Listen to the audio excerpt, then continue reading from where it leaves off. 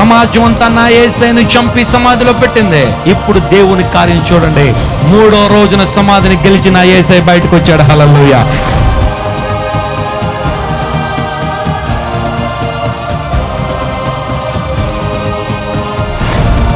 నీ జీవితంలో మేలు చేయడంలో ఆయనకు మించిన వారు లేరు, ఆయనకు సాటి అయిన వారు మరొకరు లేరు.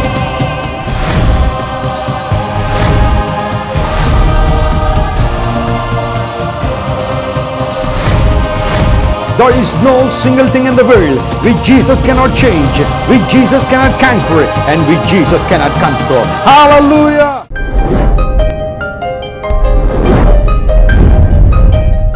ప్రకాశం జిల్లా ఒంగోలు నుంచి మేము మీటింగ్ వరకే మేము వచ్చామండి.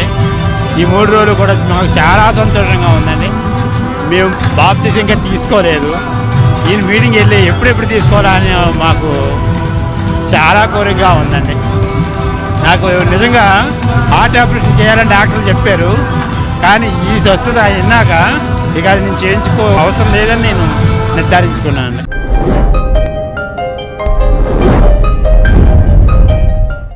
ఈ సంగీత సభల వల్ల చాలా లాభపడ్డాము. మా ఫ్రెండ్స్ని కూడా ఇక్కడికి తీసుకొచ్చి వాళ్ళు కూడా వర్డ్ విని చాలా బాగుంది, అన్నికి ఇంత జ్ఞానం ఉంది.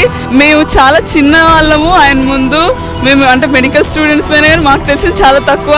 ఇంకా చాలా చాలా వినాలని కోరుకుంటున్నారు. ఇలాంటి సభలు మళ్ళీ మళ్ళీ జరగాలని అందరూ ఆశిస్తున్నారు.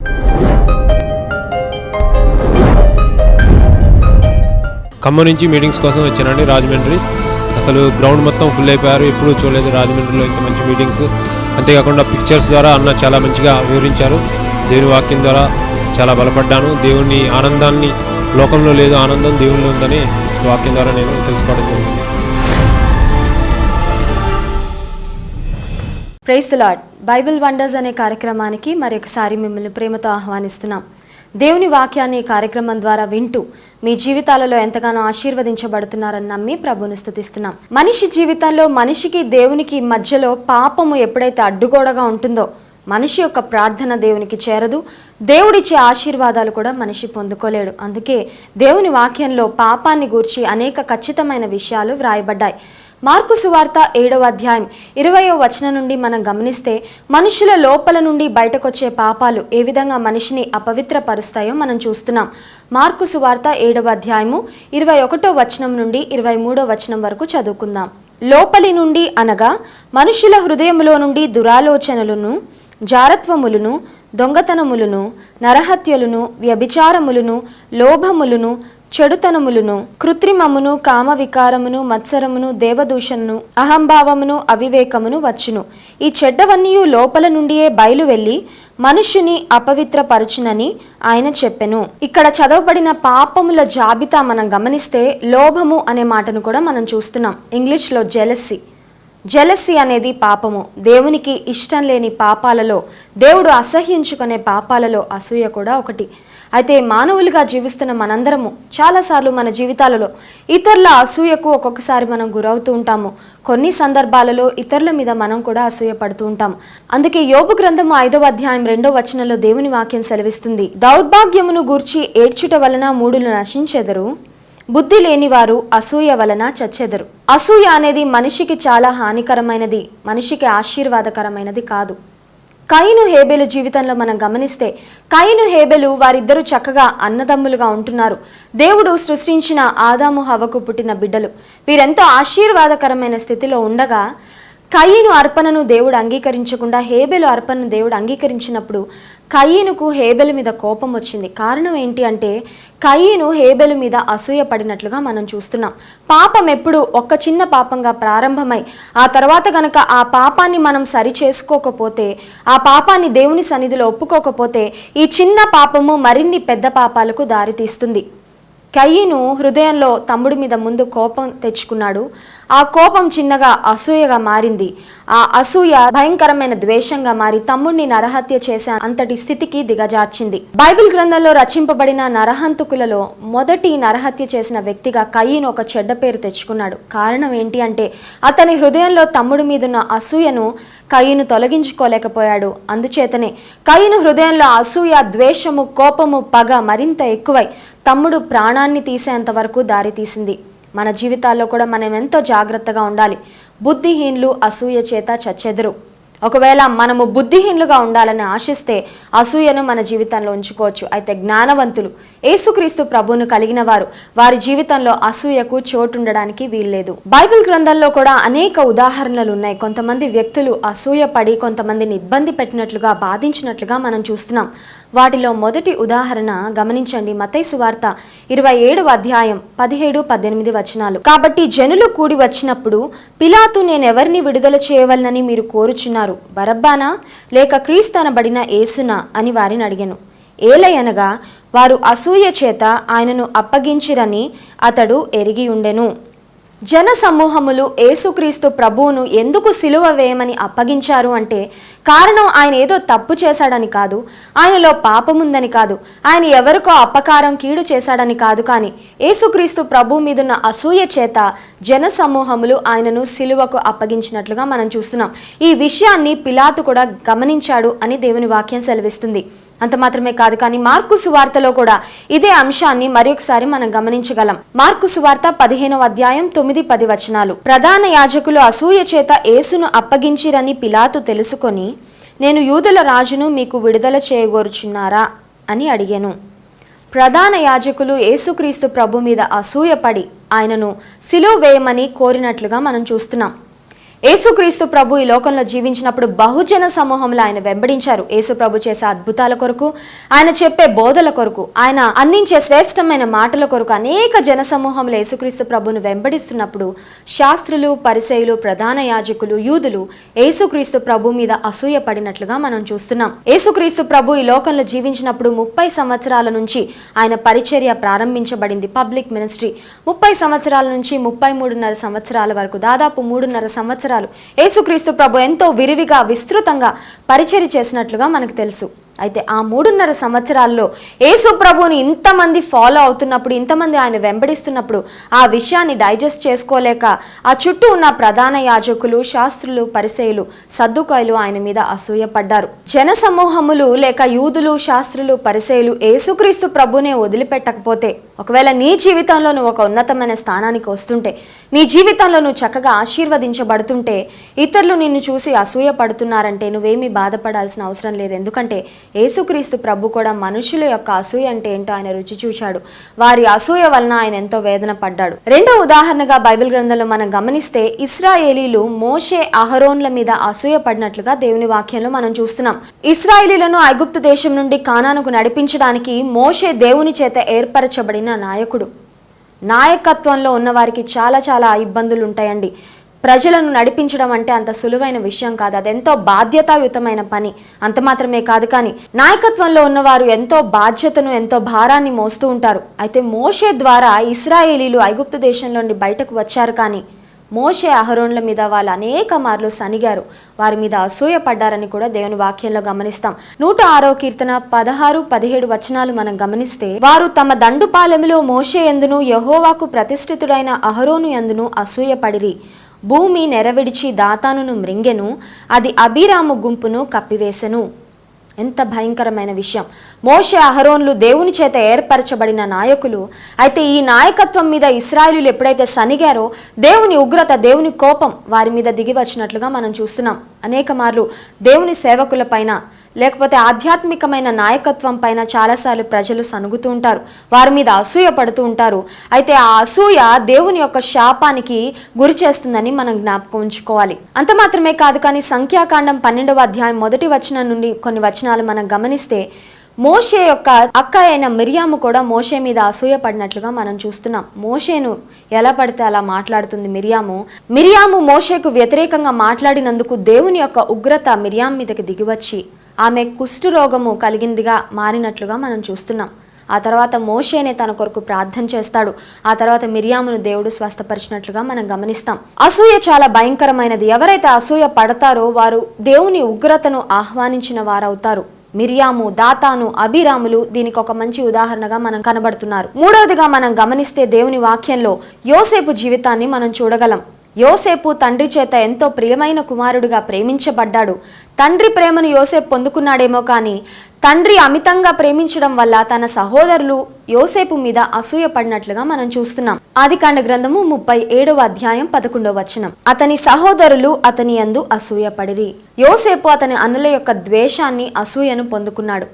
కారణం ఒక్కటే, ఏంటంటే తండ్రి చేత అమితంగా ప్రేమించబడ్డాడు. అన్నలు యోసేపు మీద అసూయపడి అతని గుంటలో పడవేశారు. ఆ తర్వాత వర్తకులకు అమ్మివేశారు. ఆ తర్వాత ఐగుప్తు దేశంలో బానిసగా యోసేపు తన జీవితాన్ని గడపవలసి వచ్చింది. అనేక సంవత్సరాలు తన అన్నల అసూయ వలన యోసేపు ఎంతగానో బాధించబడ్డాడు. అతని జీవితంలో ఎంతో వేదన పొందాడు. ఒకవేళ నీ జీవితంలో కూడా నీవు ఎవరి ద్వారా అన్నా అమితంగా ప్రేమించబడుతూ ఉంటే ఆ విషయాన్ని తట్టుకోలేక కొంతమంది నీ మీద అసూయ పడుతూ ఉంటారు, నిన్ను బాధించాలని ప్రయత్నిస్తూ ఉంటారు. కొన్నిసార్లు నిన్ను ద్వేషించి నిన్ను బాధపెట్టే మాటలు కూడా అంటూ ఉండొచ్చు. యోసేపు అన్నల చేత ద్వేషించబడ్డాడు, కానీ దేవుడు మాత్రం యోసేపును విడిచిపెట్టలేదు. దేవుడు యోసేపు పక్షంగా ఉన్నాడు. ఏ అన్నలైతే యోసేపును ద్వేషించారో ఆ అన్నలే ఒక దినాన యోసేపు దగ్గరకు వచ్చి అతని పాదాల మీద పడి అతని సహాయాన్ని అర్థించినట్లుగా మనం చూస్తున్నాం. అన్నల చేత ద్వేషించబడిన వారి అసూయకు పాత్రుడైన యోసేపు ఒక ఉన్నతమైన స్థానానికి వెళ్ళిన తర్వాత తన అన్నలు ఎప్పుడైతే తనని సహాయం కోరారో అతను మాత్రం అన్నలకు ఎంతో హృదయపూర్వకంగా సహాయం చేసినట్లుగా మనం చూస్తున్నాం. 4వ ఉదాహరణ మనం గమనిస్తే దేవుని గ్రంథంలో ఇస్సాకు కూడా తన శత్రువులైన ఫిలిస్తీన్ల అసూయకు పాత్రుడైనట్లుగా మనం చూస్తున్నాం. ఆదికాండ గ్రంథము 26వ అధ్యాయం 12 నుండి 15 వచనాల వరకు. ఇస్సాకు ఆ దేశమందున్న వాడై విత్తనము వేసి ఆ సంవత్సరము 100 ఫలము పొందెను. యెహోవా అతన్ని ఆశీర్వదించెను గనుక ఆ మనుష్యుడు గొప్పవాడాయను. అతడు మిక్కిలి గొప్పవాడగు వరకు క్రమక్రమముగా అభివృద్ధి పొందుచు వచ్చెను. అతనికి గొర్రెల ఆస్తియు, గొడ్ల ఆస్తియు, దాసులు గొప్ప సమూహమును కలిగినందున ఫిలిష్తీయులు అతని యందు అసూయపడిరి. అతని తండ్రి అయిన అబ్రహాము దినములలో అతని తండ్రి దాసులు త్రవ్విన బావులన్నిటినీ ఫిలిస్తీయులు మన్ను పోసి పూడ్చివేసిరి. క్రమక్రమంగా ఎప్పుడైతే దేవుడు ఇస్సాకును ఆశీర్వదిస్తూ వచ్చాడో ఫిలిస్తీయులు అతని అభివృద్ధిని చూసి ఓర్చుకోలేక అతని మీద అసూయ పడినట్లుగా మనం చూస్తున్నాం.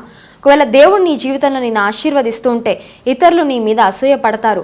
వారు అసూయ పడినంత మాత్రాన నీవు కృంగిపోవడానికి వీల్లేదు. కారణం ఏంటంటే ఇతరులు నిన్ను చూసి అసూయ పడుతున్నారు అంటే దేవుడు నిన్ను అంత అమితంగా ఆశీర్వదించాడు అనే విషయాన్ని నువ్వు గుర్తించి దేవునికి ఎప్పుడూ కృతజ్ఞురాలుగా జీవించాలి. అంత మాత్రమే కాదు, కానీ ఒకవేళ ఇతరులు నీ మీద అసూయపడి నీకు విరోధంగా ఏమైనా కార్యాలు చేయడానికి ప్రయత్నించినా దేవుని వాక్యంలో ఒక శ్రేష్టమైన వాగ్దానం ఉంది. నీకు విరోధముగా రూపింపబడిన ఏ ఆయుధము వర్ధిల్లదు. ఎప్పుడైతే దేవుని వాక్యాన్ని మనం క్లెయిమ్ చేస్తామో, దేవుని వాగ్దానాలను ఆధారంగా చేసుకుంటామో, ఇతరులు అసూయ ఒకవేళ మన మీద పడిన ఆ అసూయ వలన మనకి ఎలాంటి నష్టం కలగకుండా దేవుడు మనల్ని కాపాడుతాడు, భద్రపరుస్తాడు. సౌలు, దావీదు జీవితంలో ఈ విషయాన్ని మనం చూడొచ్చు. ఎప్పుడైతే దావీదు గొల్యాతును హతమార్చాడో, దావీదు పొందిన ఆ గొప్ప విజయాన్ని బట్టి ఇశ్రాయేలీలందరూ ఆయన్ని పొగడ్డం ప్రారంభించారు. సౌలునకు 1000 కొలది, దావీదునకు 10,000 కొలది అని వారు పాడుతూ ఉండగా ఆ మాటలు సౌలునకు ఇంపుగా వినిపించలేదు అని దేవుని వాక్యంలో చూస్తున్నాం. 1 సమూయేలు గ్రంథం 18వ అధ్యాయం 7 నుంచి 9 వచనాల వరకు మనం గమనిస్తే, ఆ స్త్రీలు గాన ప్రతిగానములు చేయుచు వాయించుచు సౌలు 1000 కొలదియు, దావీదు 10,000 కొలదియు శత్రువులను హతము చేసిరనిరి. ఆ మాటలు సౌలునకు ఇంపుగా ఉండనందున అతడు బహుకోపము తెచ్చుకొని, వారు దావీదునకు 10,000 కొలది అనియు నాకు 1000 కొలది అనియు స్తుతులు పాడిరే, రాజ్యము తప్ప మరి ఏమి అతడు తీసుకొనగలడు అనుకొనెను. కాబట్టి నాట నుండి సౌలు దావీదు మీద విషపు చూపు నిలిపెను. సౌలు దావీదు మీద విషపు చూపు నిలిపాడు. ఇంగ్లీష్ బైబిల్లో చాలా క్లియర్గా ఉంది, సాల్ వాజ్ జెలస్. సౌలులో అసూయ వచ్చింది, సౌలు దావీదు మీద అసూయ పడ్డాడు అని దేవుని వాక్యంలో గమనిస్తున్నాం. దావీదు ఎప్పుడైతే దేవుని చేత ఆశీర్వదించబడ్డం ప్రారంభించాడో, ఎప్పుడైతే దావీదును ఇశ్రాయేలీలు పొగడడం ప్రారంభించారో, దావీదుకు 10,000 కొలది జయాలని ఎప్పుడైతే ఇశ్రాయేలీలు ప్రకటించారో, సౌలు ఆ విషయాన్ని తట్టుకోలేక దావీదు మీద అసూయపడి విషపు చూపు నిలిపి ఆ నాట నుండి సౌలు దావీదును చంపాలని అనేక ప్రయత్నాలు చేస్తూ వచ్చాడు. అనేక మార్లు ఈటను విసరాలని, ఈటతో దావీదును చంపాలని ప్రయత్నించాడు. ఆ తర్వాత దావీదును చంపాలని ఎక్కడికి వెళ్తే అక్కడకు అతన్ని వెంబడిస్తూ అనేక అరణ్యాలలో, ఎడారులలో దావీదును సౌలు వెంటపడి హతమార్చాలని ప్రయత్నాలు చేశాడు. అయితే దేవుడు దావీదు పక్షంగా ఉన్నాడు కాబట్టి సౌలు దావీదును హతమార్చాలని ఎన్ని ప్రయత్నాలు చేసినా సౌలు యొక్క ప్రయత్నాలు ఫలించలేదు. సౌలు విఫలుడయ్యాడు. అయితే సౌలు అసూయ చేత దావీదును చంపాలనుకున్నాడు, కానీ ఫిలిష్తీయులతో జరుగుతున్న యుద్ధంలో సౌలు అతని 3 కుమారులు ఒకే దినము హతమైనట్లుగా దేవుని వాక్యంలో చూస్తున్నాం. అసూయ పొందిన సౌలైతే దినదినానికి క్షీణించాడు. అయితే అసూయ లేకుండా దేవుని స్తుతిస్తూ చక్కగా పాటలు పాడుతూ దేవుని మార్గాల్లో దేవుని హృదయానుసారుడుగా జీవించిన దావీదు మాత్రం అంతకంతకు దేవుని చేత ఆశీర్వదించబడి వృద్ధిలోనికి వెళ్ళినట్లుగా మనం గమనిస్తున్నాం. నీ జీవితంలో నీవు ఇతరుల చేత వారి అసూయకు గురవుతున్నట్లయితే, ఇతరుల అసూయ వలన నీవు బాధించబడుతున్నట్లయితే గుర్తుపెట్టుకోవాల్సిన విషయం, దావీదుకు తోడై ఉన్న దేవుడు నీకు తోడై ఉంటాడు. ఇస్సాకుకు తోడై ఉన్న దేవుడు నీకు తోడై ఉంటాడు. యోసేపుకు తోడై ఉన్న దేవుడు నీకు తోడై ఉంటాడు. ఇతరుల అసూయ వలన నీకు ఎలాంటి నష్టము, హాని, కీడు కలగకుండా దేవుడు నిన్ను సంరక్షిస్తాడు. దేవుడు నిన్ను కాపాడుతాడు. నీవు దేవుడిని ఆశ్రయించగలిగితే మంచిది. ఇతరులు ఒకవేళ మన మీద అసూయ పడితే పర్వాలేదు. అయితే కొన్నిసార్లు మన ఆధ్యాత్మిక జీవితాల్లో మనకు ఇతరుల మీద అసూయ వస్తూ ఉంటుంది. ఇది చాలా చాలా ప్రమాదకరమైన స్థితి. ఆధ్యాత్మికంగా నీకు ఎన్ని ఇయర్స్ అన్న సీనియారిటీ ఉండొచ్చు, యేసుక్రీస్తు ప్రభుని ఎన్ని దినాల నుంచైనా నీ వెంబడిస్తూ ఉండొచ్చు. అయితే కొన్ని మార్లు ఇతరులను చూచి మనం అసూయ పడే ప్రమాదం ఉంటుంది. అయితే ఇతరుల మీద మనకు అసూయ వచ్చినప్పుడు ఆ అసూయను ఎలా జయించాలో దేవుని వాక్యంలోంచి కొన్ని అంశాలు గమనిద్దాం. మన జీవితాల్లో ఇతరుల మీద అసూయ వచ్చినప్పుడు ఈ అసూయను ఎలా జయించాలి అంటే, మొదటి అంశము, నీకు ఏ వ్యక్తి మీద అసూయ ఉందో నీ హృదయాన్ని నీవు పరీక్షించుకుంటే నీకు అర్థమవుతుంది. చాలాసార్లు మనకి ఏ వ్యక్తి మీద అసూయ ఉంటే వారు మన ఎదురుగా వస్తే వారిని చూసి మనం నవ్వలేము హృదయపూర్వకంగా. ఒకవేళ వాళ్ళు మనల్ని పలకరిస్తే మనం కళ్ళల్లోకి చూసి సరిగ్గా పలకరించలేం, సరిగ్గా స్పందించలేం. కారణం ఏంటి అంటే, హృదయపు లోతుల్లో ఎక్కడో వారి మీద అసూయ దాగి ఉంది. అయితే దేవుని వాక్యం సెలవిస్తుంది, నీ హృదయంలో నీ జీవితంలో ఏ పాపముందో యథార్థంగా నీవు దేవుని సన్నిధిలో ఒప్పుకోగలిగితే దేవుడు నమ్మదగిన వాడు, నీతిమంతుడు గనుక మన పాపాన్ని క్షమిస్తాడని. 1 యోహాను పత్రిక 1వ అధ్యాయం 9వ వచనం మనం గమనిస్తే, మన పాపములను మనం ఒప్పుకొని నేడల ఆయన నమ్మదగిన వాడును నీతిమంతుడును గనుక ఆయన మన పాపములను క్షమించి సమస్త దుర్నీతి నుండి మనలను పవిత్రులనుగా చేయును. మన పాపాన్ని మనం దేవుని సన్నిధిలో ఒప్పుకోవాలి. చాలాసార్లు ఇతరుల మీద మనకు అసూయ ఉన్నప్పుడు వారి మీద మనకు కోపం వస్తూ ఉంటుంది, ద్వేషం వస్తూ ఉంటుంది. అయితే మనం అనుకుంటాం వారు మనకి కోపం తెప్పించే పనులేవో చేస్తున్నారేమో అని. కానీ నిజానికి హృదయపు లోతుల్లోకి వెళ్ళి మనం పరీక్షించుకుంటే దేవుడు మనకి తెలియజేస్తాడు, నీ హృదయంలో అసూయ ఉంది, అందుకే ఆ వ్యక్తి మీద నీకు ద్వేషం వస్తుంది, కోపం వస్తుంది, పగ వస్తుంది అని.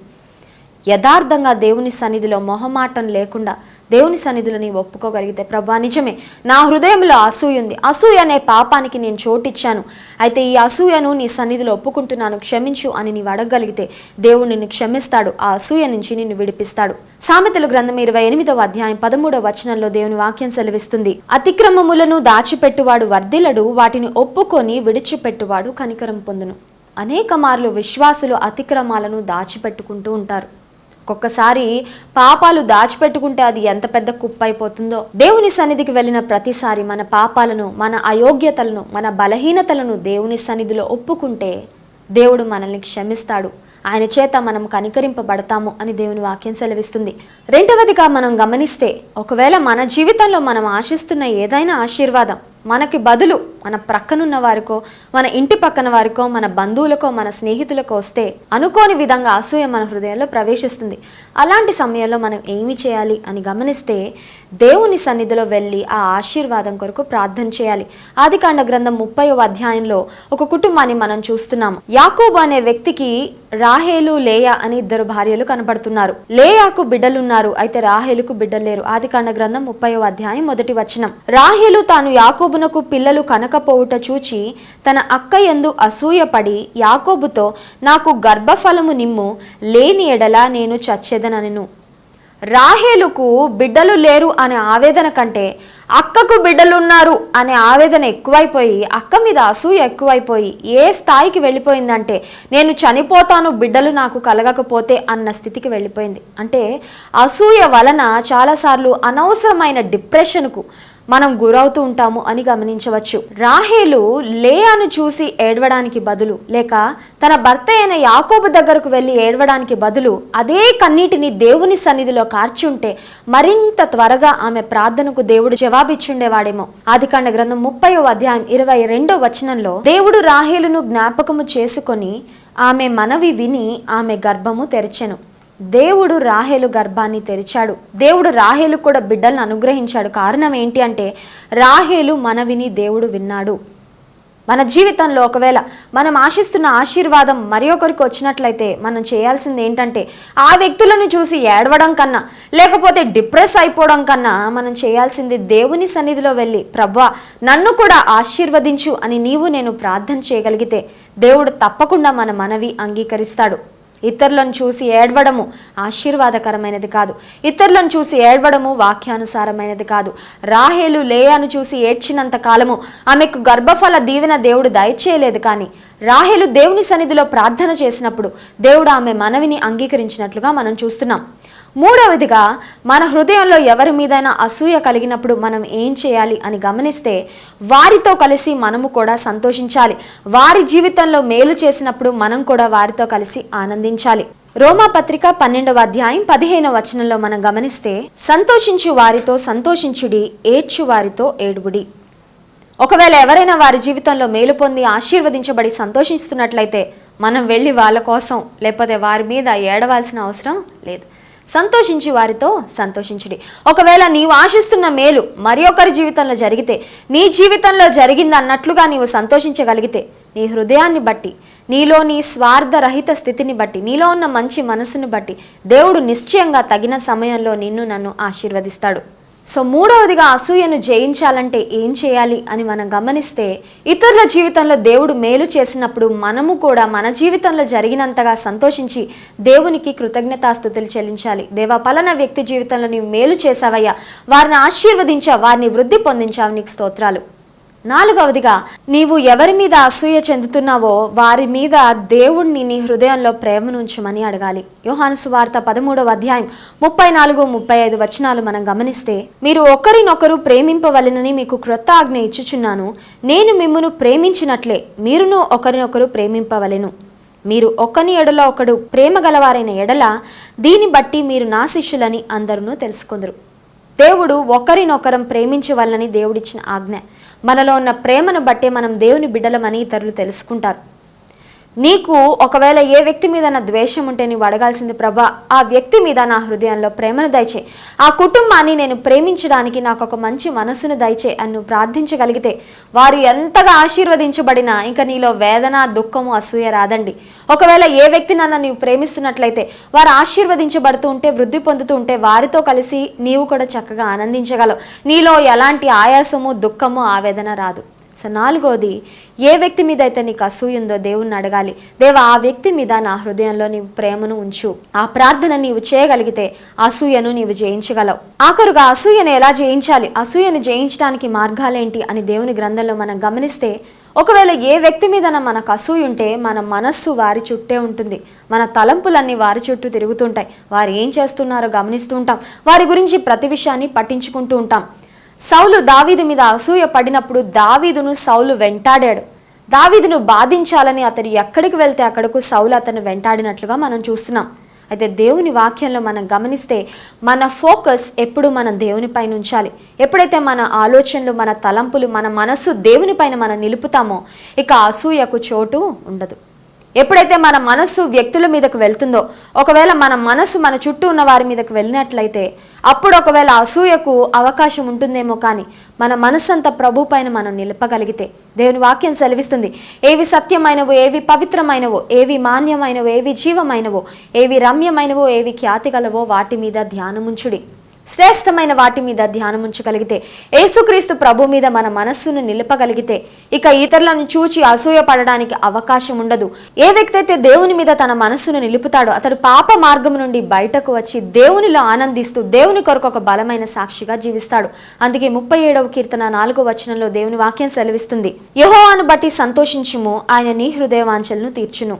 ఒకవేళ నీ జీవితంలో నువ్వు పొందాలనుకుంటున్న ఆశీర్వాదం మరెవరో పొందేస్తున్నట్లయితే, లేక నీవు పొందాలనుకున్న అభివృద్ధి మరొకరికి మరింత త్వరగా నీకంటే ముందుగా వస్తే, నీవు అసూయ పడకుండా యెహోవా యందు ఆనందించగలిగితే, దేవునిపై నీ మనస్సును నిలిపి దేవుని స్తుతిస్తూ నీవు ఉండగలిగితే, దేవుడు నీకు చేసిన వాగ్దానాలను జ్ఞాపకం చేసుకుంటూ దేవుని మంచితనాన్ని స్మరిస్తూ దేవుని స్మరణలో ఎక్కువసేపు నీవు ఉండగలిగితే, దేవుని యందు ఆనందిస్తే మన హృదయవాంఛలన్నింటినీ ప్రభువు తీరుస్తాడు. ఈ వాక్యాన్ని వింటున్న మీ జీవితాలలో ఒకవేళ ఏ వ్యక్తి మీదనా మీ హృదయంలో అసూయ ఉన్నట్లయితే దేవుని సన్నిధిలో ఇప్పుడే అడగండి, ప్రభువా అసూయను జయించడానికి నాకు సహాయం చేయండి. దేవుడు అసహ్యించుకునే పాపాలలో అసూయ కూడా ఒకటి. దేవుడు మనల్ని ఆశీర్వదించకుండా ఉండడానికి అసూయ ఒకవేళ ఒక కారణంగా ఉండిపోవచ్చు. దేవుడి నుంచి మనల్ని దూరం చేసేది అసూయ. కాబట్టి ఇప్పుడే ఒక తీర్మానం చేసుకుందాం. నీ జీవితంలో ఏ వ్యక్తుల మీద నీకు అసూయ ఉందో, ఎవరిని నీవు ప్రేమించలేకపోతున్నావు, ఎవరి మీద నీకు కోపం పగ ఉందో, వారిని దేవుని సన్నిధిలో క్షమించి హృదయపూర్వకంగా దేవుని సహాయాన్ని అడుగు. కళ్ళు మూసుకొని ప్రార్థనలో ఏకీభవించండి. మీ కొరకు నేను ప్రార్థన చేస్తాను.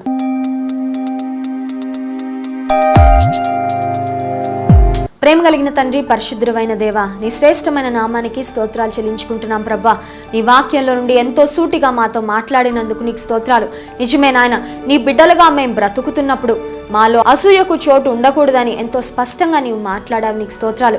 ఈ కార్యక్రమాన్ని వీక్షిస్తున్న ఎంతమంది బిడ్డలు ప్రభా, ఒకవేళ వారి జీవితంలో ఆశీర్వదించబడుతూ ఇతరుల అసూయకు వారు గురవుతున్నట్లయితే వారిని కనికరించవలసిందిగా వేడుకుంటున్నాం ప్రభా. ఇతరుల అసూయ వలన వీరిని బాధించకుండా నాయన వారి చుట్టూ నీ కంచెను వేస్తున్నాం ప్రభా. నీకు విరోధముగా రూపింపబడిన ఏ ఆయుధము వర్ధిల్లదని వాగ్దానం ఇచ్చావు. ఈ వాగ్దానాన్ని బిడ్డల జీవితాల్లో నెరవేర్చి ఏ తెగులు నీ గుడారమును సమీపించదని సెలవిచ్చావు. నిన్ను కాపాడువాడు కునుకడు నిద్రపోడని వాగ్దానం ఇచ్చావు ప్రభా. నీ బిడ్డల పక్షంగా నీ కాపుదల, నీ క్షేమము, నీ ఆశీర్వాదము నీ ఉంచవలసిందిగా వేడుకుంటున్నాం. ఒకవేళ ఈ కార్యక్రమాన్ని వీక్షిస్తున్న వారిలో ఎవరైనా వారి పొరుగు వారిపై, వారి స్నేహితులపై, వారి కుటుంబంలో ఉన్న వారిపై అసూయతో ప్రభా స్ట్రగుల్ అవుతున్నట్లయితే, ఈ అసూయ అనే పాపంలో నుండి బయట ఎలా పడాలో తెలియని పరిస్థితిలో ఉన్నట్లయితే వారిని ప్రత్యేకమైన రీతిలో నీవు దర్శించండి.